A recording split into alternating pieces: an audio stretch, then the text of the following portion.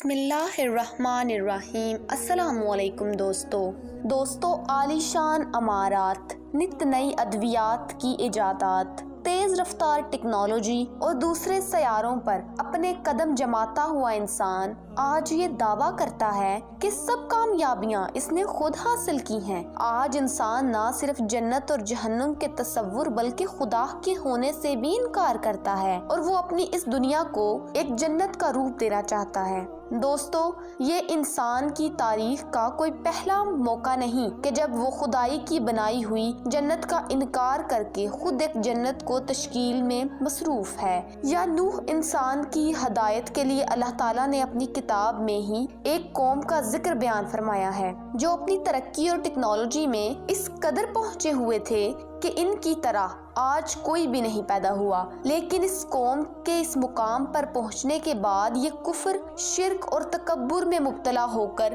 خدا کے عذاب کا نشانہ بنی۔ قرآن کریم میں ارشاد باری تعالیٰ ہے کہ آپ نے نہیں دیکھا کہ آپ کے رب نے قوم عاد کے ساتھ کیا کیا کیا، جو قوم نسل ارم سے ستونوں والے تھے کہ ان جیسا شہریوں میں پیدا نہیں کیا گیا۔ ہزاروں ستونوں والا یہ عجوبہ روزگار شہر جیسے ہزاروں سال قبل دیو ہیکل اور ترقی یافتہ قوم نے تعمیر کیا تھا۔ ایک ایسی قوم جو خدا کی بنائی ہوئی جنت کا انکار کرتے ہوئے مصنوعی جنت کی تیاری میں مصروف رہی۔ یہ وہی گمشدہ شہر ہے جسے برس ہا برس سے خزانے کے لالچ میں لوگ اس کو تلاش کرتے ہوئے آج تک چلے آ رہے ہیں۔ یہ وہ پر اسرار شہر جس کا تذکرہ قرآن مجید میں بھی آیا ہے۔ ماضی میں گزری ایک انتہائی طاقتور قوم نے اس کو بنایا تھا۔ قومیات ایک قدیم عربی قوم ہے۔ رب کائنات نے اس قوم پر حضرت ہود علیہ السلام کو نبی بنا کر بھیجا۔ جب اس قوم نے بت پرستی،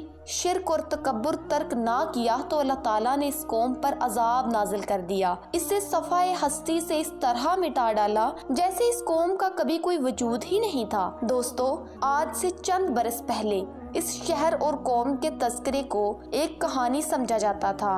اس طرح سن 1984 میں صحرائے عرب کے ویران اور غیر آباد علاقے میں سیٹلائٹ کی مدد سے اس شہر کے آثار دریافت کر لیے گئے۔ مورخین کے مطابق عاد ایک ایسے شخص کا نام تھا جو حضرت نوح علیہ السلام کی چوتھی نسل سے پیدا ہوا تھا۔ اس کی اولاد آنے والے ادوار میں قومیات کے نام سے مشہور ہوئی۔ قوم عاد نے اپنے ایک جدہ امجد اور حضرت نوح علیہ السلام کو ایک پوتے ارم کے نام پر حیرت انگیز اور ترقی یافتہ شہر یعنی ارم کی بنیاد رکھی تھی۔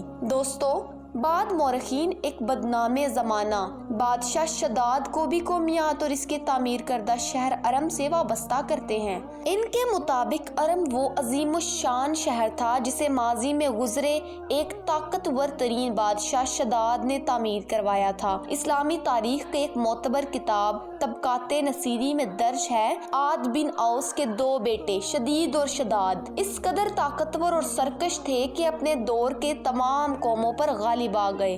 شدید کے بعد اس کا بھائی شداد قوم عاد کا بادشاہ بنا جس نے اپنی سلطنت کو عروج تک پہنچا دیا، یہاں تک کہ مشرقی وسطی کے تمام ممالک اور قبائل اس کے زیر تسلط آ گئے۔ یہ ایک ظالم، جابر، سرکش اور متکبر بادشاہ تھا۔ جب اس نے مختلف کتابوں میں اللہ تعالیٰ کی بنائی جنت کا احوال پڑھا تو اس نے ارادہ کر لیا کہ میں بھی ایک ایسی ہی جنت دنیا میں ہی تعمیر کروں گا۔ شداد نے قوم عدم سے ایک ایسے حصے میں جس اس وقت صحرا نہیں تھا بلکہ یہ سرسبز و شاداب اور باغات پر مشتمل ایک خطہ تھا، یہاں شہرام یا شداد کی جنت کی بنیاد رکھی۔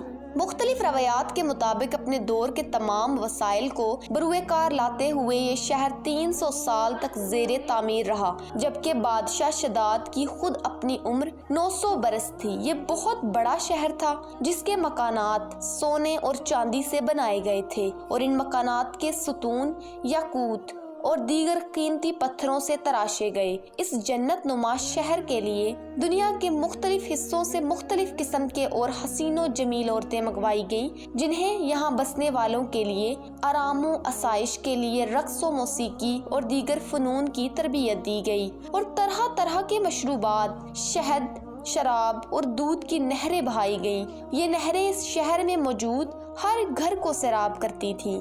نہروں کے کنارے لگائے گئے سونے اور چاندی کے مصنوعی درخت اس شہر کے حسن و جمیل کو اور دوبالا کر دیتے تھے۔ شہر ارم اس قدر حسین اور تابناک تھا کہ تاریخ میں بھی میلوں دور تک نظر آتا ہے۔ بادشاہ شداد نے اپنی مصنوعی جنت کی تیاری کے لیے 300 برس بہت ہی بے چینی اور بے صبری میں گزارے۔ شداد اپنے بنائے ہوئے اس شہر کو اس وقت دیکھنا چاہتا تھا جب وہ مکمل طور پر تیار ہو چکا ہوتا، لہٰذا جب ایک طویل مدت کے بعد شداد کی بنائی ہوئی یہ مصنوعی جنت تیار ہو چکی تو وہ اپنے دوستوں اور لشکر کو لے کر انتہائی طاقتور کے ساتھ اپنی بنائی ہوئی اس نادر نایاب شہر کو دیکھنے کے لیے روانہ ہوا۔ جب شداد اپنی ہی بنائی ہوئی مصنوعی جنت کے کچھ فاصلے پر تھا تو اللہ تعالیٰ کا بھیجا ہوا عذاب اس پر نازل ہوا اور وہ آگ میں جلتا ہوا ختم ہو گیا۔